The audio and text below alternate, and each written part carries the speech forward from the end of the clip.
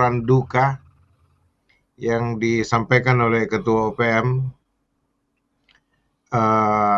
Saya perlu bacakan dan saya perlihatkan dulu gambar ini.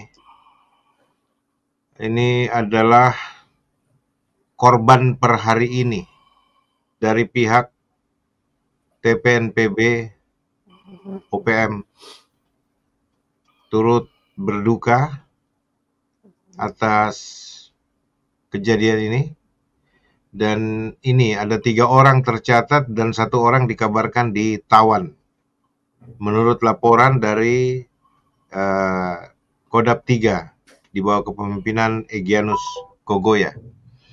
Saya bacakan surat ini. TNI tembak mati 3 anggota TPNPB di Ndugama, dan TPNPB umumkan duka nasional. Siaran pers manajemen Markas Pusat Komnas TPNPB per 2 September 2023. The TPNPB News. Tentara Pembebasan Nasional Papua Barat, Organisasi Papua Merdeka, TPNPB OPM, Kodap 3 Ndugama, Darakma di bawah pimpinan Panglima Egyanus Kogoya. Komandan Batalion Al-Guru Army Tabuni melaporkan bahwa pihak musuh teroris menyerang pos Matoa malam hari pada tanggal 1 September 2023 jam 3 subuh dini hari.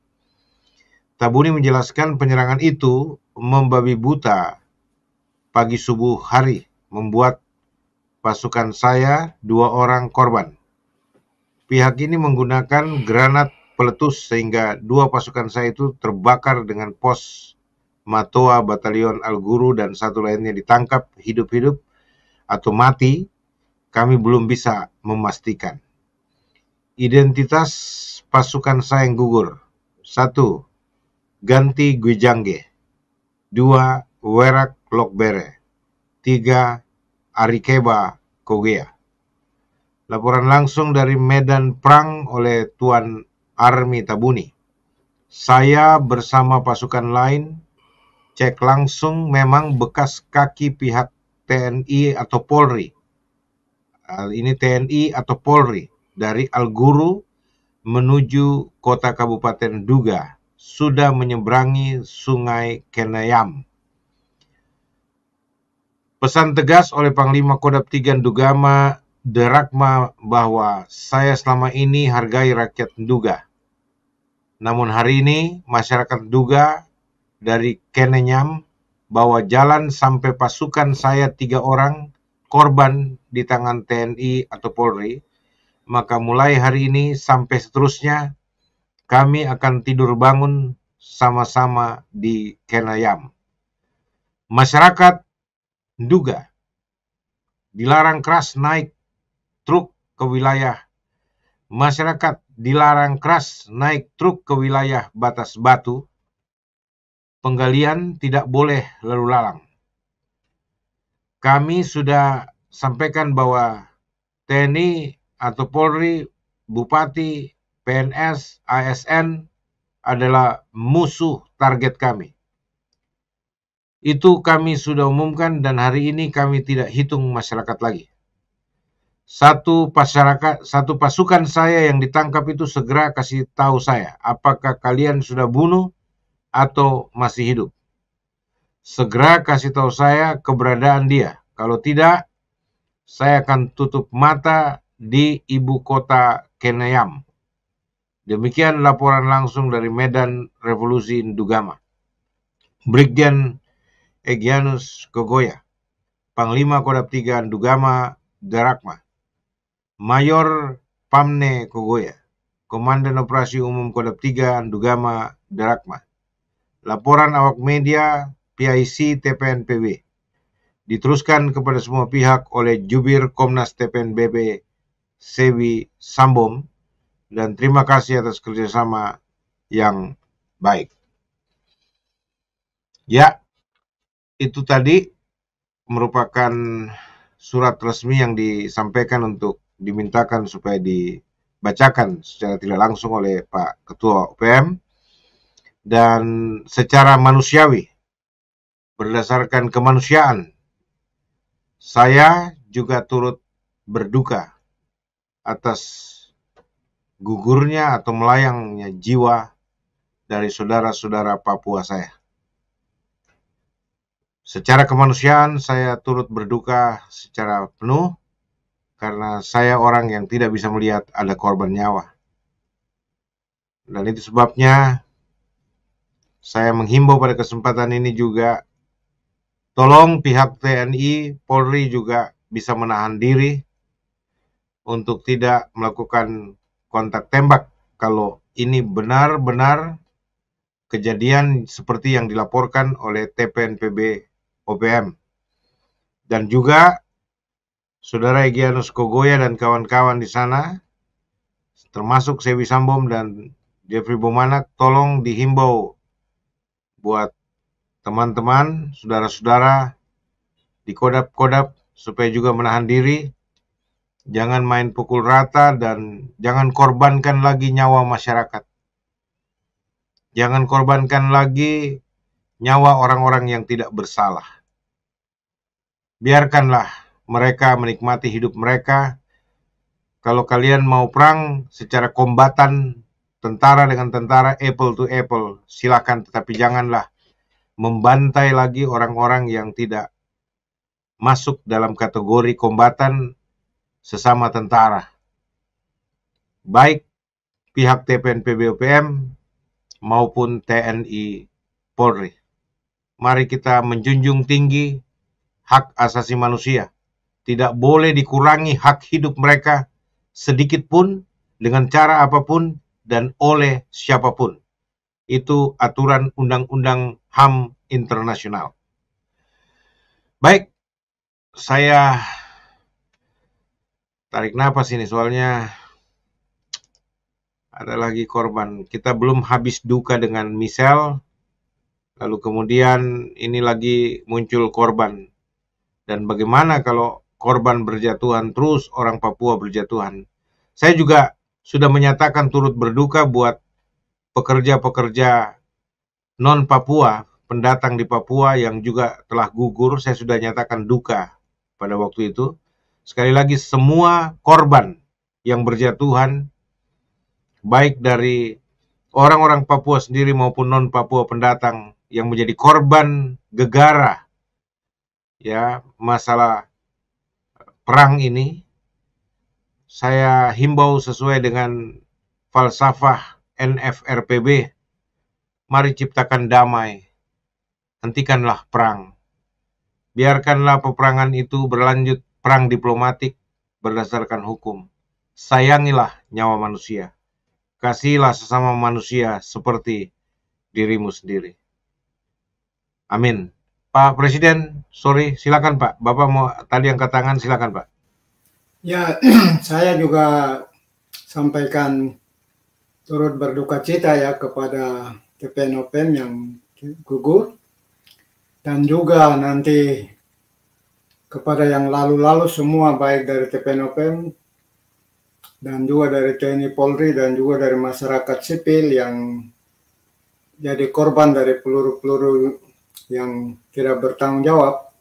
Saya sampaikan juga turut berduka cita dan mohon maaf.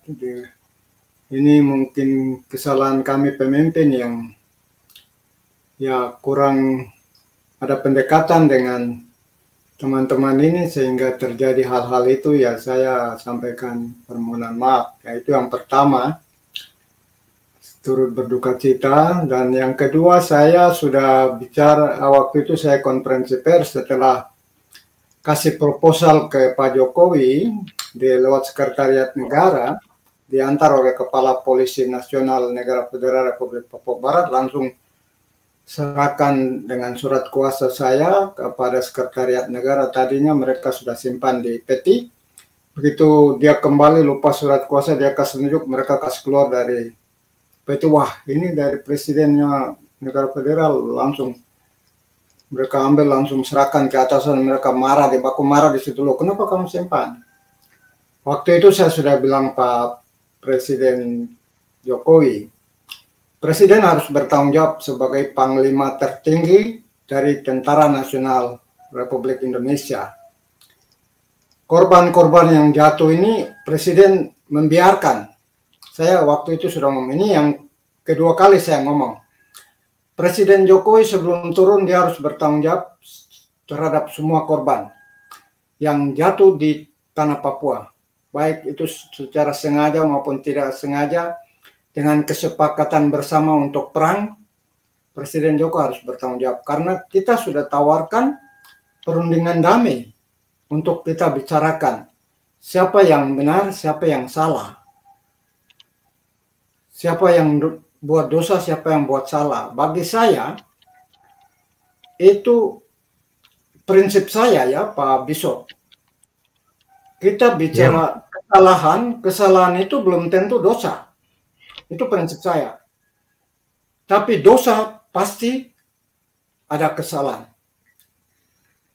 Ini Presiden Jokowi harus bertanggung jawab. Mana yang dosa? Dia harus bertanggung jawab. Itu saya sudah bicaranya kali ini. Kalau Presiden Jokowi biarkan tidak mau berunding dengan kita. Terserah, sekarang Presiden Jokowi pilih.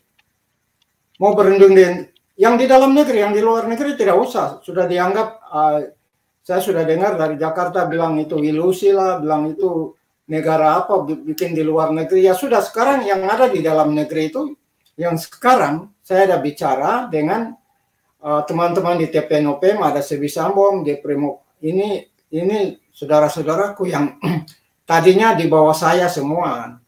Kepri ikut saya terus waktu masih di Japura, tapi sekarang mereka sudah mandiri ya, saya bersyukurlah. Tinggal pilih, mau berunding di TPNPB atau mau berunding dengan NRPB. Yang di luar nggak usah pusing lah. Kita yang di dalam ini jadi korban, maka itu tinggal saya terserah lah. Kalau di luar negeri ya Jakarta sudah tutup pintu, tidak mau berunding. Kemarin dengan WLMP mereka langsung walk out. Itu saya anggap sudah tutup pintu. Jadi kalau saya belum dengar Pak Jokowi tutup pintu untuk saya, jadi saya masih tawar. Dan juga TPNOPM, kalau Jakarta pilih yang mana? Tidak usah ulur-ulur, itu tidak ada. Jakarta tahu syarat mana yang benar, mana yang sudah penuhi, mana yang belum. Tinggal tentukan saja. Begitu juga saya minta kepada, nanti saya bicara Pak ini kepada Kedutaan Besar Amerika Serikat dengan Belanda. Dalam deklarasi tadi kita sudah baca, mengapa kami deklarasikan waktu itu bahwa semua negara harus mengakui, tapi khususnya Belanda dengan Amerika, karena Amerika tidak salah. Saya bilang Amerika tidak salah. Karena saya sudah bicara dengan Kedutaan Besar Amerika, dengan sekretaris bidang politik, namanya Matteo Cesar, tinggi besar, ketemu dengan saya via telepon, Pak, saya ketemu Bapak di Japura di sini, oke. Bagaimana menurut Anda? Anda sama dengan yang lain bahwa maki kami Amerika? Saya bilang tidak. Saya paham, kalau saya di posisi Amerika, yang baru selesai Perang Dunia Kedua, you lost much money, many much money you lost in Second War. Saya di posisi Anda, saya mengerti. Anda harus kembalikan, you punya sekian miliaran Anda habis, jutaan dolar AS habis untuk perang. Bagaimana you punya pemuda-pemudi yang mati karena Perang Dunia Kedua di Eropa itu. Paus Yohanes menangis pada hari nyawa Katolik di Roma sana. Saya ikuti itu. Dia bilang jangan ada korban lagi, jangan ada perang. Maka itu saya pikir Amerika tidak salah. Dia tidak mendukung kita. Saya bicara dengan Kedutaan Besar Amerika. Saya diplomasi dengan dia. Saya tidak mempersalahkan Amerika karena Amerika sudah menyelamatkan kami dari Perang Dunia Kedua, yaitu kalau Amerika tidak selamatkan kami, orang tua kami habis. Perempuan-perempuan disuruh tinggal di kampung, mereka kerja lapangan terbang di Kemiri. Contoh, itu kerja lapangan terbang di Kemiri, semua laki-laki dikumpulkan di Kemiri, semua kerja lapangan terbang oleh Jepang di Sentani. Untung Amerika cepat serbu dengan pesawat. Karena itu semua lari dan menyelamatkan diri. Ibu-ibu di kampung lari sendiri-sendiri. Saya punya orang tua cerita seperti itu. Jadi saya pikir Amerika banyak kehilangan prajurit jutaan di Pasifik maupun di Eropa, di Jerman angkat perang, di sini juga dua. Jadi Amerika banyak kehilangan alat perang yang jumlahnya jutaan dolar. Dengan itu semua, jadi saya mengerti kalau Amerika sampai tidak dukung kami waktu itu, dukung sekutu Belanda untuk memerdekakan kami, saya paham. Kalau saya di posisi Anda, saya juga pasti mengambil sikap untuk pulihkan ekonomi saya, pulihkan keuangan saya, pulihkan peralatan militer saya. Dia pegang tangan dengan saya, terima kasih. Karena itu, tapi ke depan, sebagaimana you bersahabat dengan Indonesia, saya juga ingin bersahabat dengan Anda. Oke. Jadi itu sekarang saya tuntut Amerika juga dan Belanda juga, tapi nanti saya bicara minggu depan. Wah, ini saya hanya buka saja. Saya sudah bangun komunikasi dengan mereka. Belanda sudah tahu juga. Saya pun jalur sendiri. Mereka sudah bilang, you bicara dengan Indonesia. Saya sudah bicara dengan Indonesia dari 2012. Saya mau tuntut Amerika. You bilang saya bicara dengan Indonesia. Saya sudah tunggu sampai 2023. Sekarang Amerika jawab apa? Saya sudah kerja sesuai dengan aturan yang kalian buat. Sekarang you kasih mandat apa lagi saya kerja? Aturan mana yang saya mau ikut lagi? Itu nanti saya tuntut. Tapi minggu depan. Tapi sekarang saya hanya itu. Jadi Presiden Jokowi harus bertanggung jawab. Sebelum saya ambil langkah jauh, saya masih menghargai Jokowi, pemerintah Indonesia. Saya sopan, saya hargai. Tapi saya bisa ambil langkah jauh juga. Oke, baik Pak. Begitu baik. Pak. Jadi harus hentikan itu, apa itu militer baku serang itu, TPNPB juga berhenti, ini berhenti. Indonesia tinggal pilih mau berunding dengan siapa, TPNPB OPM atau dengan NRPB, itu saja. Tapi cara berunding dengan NRPB nanti saya bicara minggu depan, ada semua formatnya. Terima kasih Pak, saya kembalikan. Baik, terima kasih Pak. Tuan Presiden, Tuan Bishop. Yes sir. Ya, tadi saya belum masuk ke pertanyaan saya kepada Tuan Presiden Forkorusia Bosembut. Di dalam struktur pemikiran saya itu semua kelompok-kelompok perjuangan yang saat ini ada, ketika Papua merdeka, ketika Papua sudah menjadi negara merdeka, kelompok-kelompok perjuangan ini akan menjadi partai-partai politik di dalam negara Papua merdeka. Nah, sekarang pertanyaannya kepada Tuan Presiden, kalau seandainya kita sudah masuk ke dalam negara yang merdeka itu,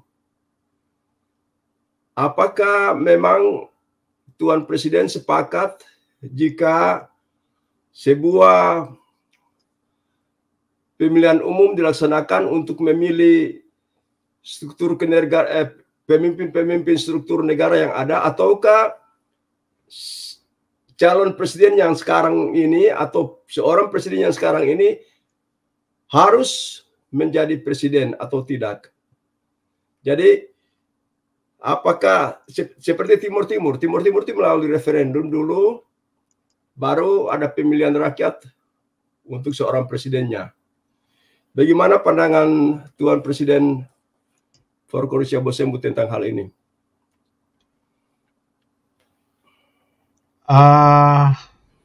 Sebentar Pak. Saya tidak lupa. Saya bisa lupa lagi. Tadi saya lupa banyak mungkin.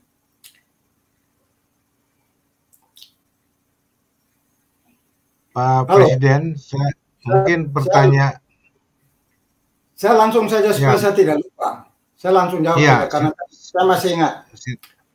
Masih ingat dia punya, kalau sebentar lagi nanti saya sudah bisa banyak lagi nanti lupa-lupa lagi. Lebih saya langsung jawab ini supaya selesai. Kita pindah ke yang lain mungkin mau masuk kah? Begitu Ya, Pak ya, Biso. Ya, saya langsung ya. saja begini. Tuan Otis, saya mulai dari kata terakhir Timur Leste dengan kita. Itu beda ya. Timur Leste itu ada genocide. Jadi terus kasih referendum. Maka mereka itu kita tidak lewat referendum. Bedanya di situ. Kita lewat model Indonesia. Indonesia kan begitu, dikasih restu Jepang, kemudian bentuk Bukuritsu Tinbuti Osakai, jadi BPUPKI, terus jadi PPKI, itu Indonesia punya kita model itu. Sehingga Kongres dengan cara itu, jadi tidak ada referendum, jadi beda. Maka itu Kongres, Indonesia punya presiden dengan waktu itu 18 Agustus oleh PPKI, baru pilih 18 Agustus. Tidak oleh rakyat seluruhnya. Ini sudah kebiasaan. Rakyat tidak memilih. Nanti setelah tahun 51 baru pemilihan umum seluruh one man one vote. Tahun 71 itu seluruh Papua juga ikut pilih one man one vote. Papua baru ikut pemilihan Indonesia tahun 71. Sebelumnya Papua belum ikut. Nah, ini kita sering tukar pikiran, jadi itu yang pertama. Yang kedua, tadi tanya, apakah nanti ada pemilihan umum? Ya, itu nanti kembali ke Undang-Undang Dasar. Saya sudah bilang, kita melengkapi struktur ini, tujuannya untuk formalitas, memenuhi syarat yang dituntut oleh Konvensi Montevideo. Harus ada pemerintahannya, satu syarat ketiga. Syarat keempat yang saya tulis surat ke Presiden Jokowi dan hubungan dengan ACP itu syarat keempat. Mempunyai kemampuan kapasitas untuk menjalin hubungan dengan negara-negara lain. Tapi tidak bisa langsung loncat ke luar negeri. Karena pasal 33 ayat 1 Piagam PBB bilang kamu dua berunding dulu. Nanti tidak bisa baru ke resettlement, regional resettlement. Cara damai yang terakhir. Itu jadi seperti itu kita pasti kembali ke Undang-Undang Dasar. Kita nanti undang-undang nanti dalam itu kita ini mempersiapkan semua mulai dari Undang-Undang Dasar untuk partai politik dengan itu semua perangkat aturan mainnya siap, baru pemilihan itu kita jalankan. Begitu Pak Otis. Jadi tidak bisa tanpa aturan langsung pilih. Wah, ini nanti orang baku potong di gunung, baku bakar macam bupati saja. Sudah ada aturan. Oh, masih bakar rumah-rumah. Yang satu, calon satu tidak setuju, yang satu. Jadi ini masalah kita nanti kita hadapi itu. Kita sudah hitung itu dengan bikin undang-undang dasar itu sebegitu rupa. Dan juga undang-undang partai politik dengan undang-undang pemilihan umum kita harus buat. Dan ini presiden yang sekarang ini dengan yang sekarang punya tugas dengan staf ahli buat itu semua baru mulai bertanding di situ. Aturan mainnya kita siapkan tuh. Tugas kita sekarang itu Pak Otis. Ya. Selain kita berjuang untuk merdeka, tapi aturan main siap yang bagus supaya jangan baku potong. Yang satu bilang ini yang suku ini dukung ini, suku ini dukung ini, suku ini dukung ini. Jangankan suku di Saireri dengan Tabi yang berdekatan. Mereka di gunung saja bisa baku potong. Dan itu sudah terbukti. Saya kader Golkar angkatan kedua Provinsi Irian Barat. Irian Jaya. Saya sudah belajar banyak tentang pemilihan umum ini. Saya propaganda white black propaganda itu saya mainkan itu, tapi saya mundur karena saya tidak mau tanganku kotor, darah-darah. Jadi ini kita harus siapkan itu yang tadi. Perangkat hukumnya kita harus siapkan, aturan mainnya kita harus siapkan, dan ini tugas kita sekarang. Untuk undang-undang dasarnya sudah disahkan di Kongres. Kita siapkan undang-undang partai politik, undang-undang itu semua, baru silakan kita partai-partai politik dibentuk berdasarkan undang-undang itu. apakah partai politiknya nanti 100 menurut undang-undang, itu diatur. Atau 3 saja macam Amerika Serikat, atau 10, atau tidak terbatas. Ini harus dibuat aturan mainnya. Oke, Baru clear, Pak. bisa lakukan pesta demokrasi yang namanya pemilihan umum one man one vote. Kalau belum ada aturan siap, bahaya. Masing-masing bikin aturan sendiri-sendiri, wah bisa perang suku. Oke. Begitu Clear, Pak Pak. Otis. Jadi Terima kasih. Salut. tugas kita sekarang, termasuk Pak Otis, tugas kita sekarang masukan-masukan ini kita perlu untuk bikin aturan main. Bukan saja kita cerita di paradoks pulang tidur. Kita berpikir bagaimana negara ini jadinya nanti kita letakkan dasar untuk kita wariskan dasar yang bagus kepada anak cucu kita. Saya punya tugas itu. Oke. Dan kita Clear, semua Pak. harus punya tugas itu. Begitu Pak Otis. Terima Clear, kasih. Pak Presiden.